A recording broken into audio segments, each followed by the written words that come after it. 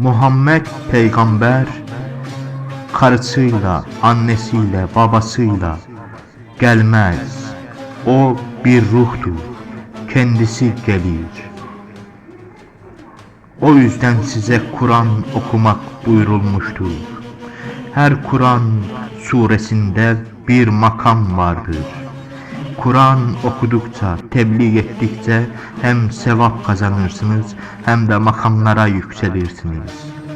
Kadınlar içinde evliya makamları vardır. Mesela Hazreti Meryem, Hazreti Fatıma, Hazreti Ayşe, Hazreti Zeynep, Hazreti Zehra.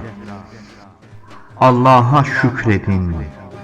Allah'ın nimetlerine şükrettikçe evinizdeki nimetler de artacaktır, çoğalacaktır. Allah'ı zikredin. Allah'ı zikretmek en büyük makamdır. Çünkü melekler de Allah'ı durmadan zikreder.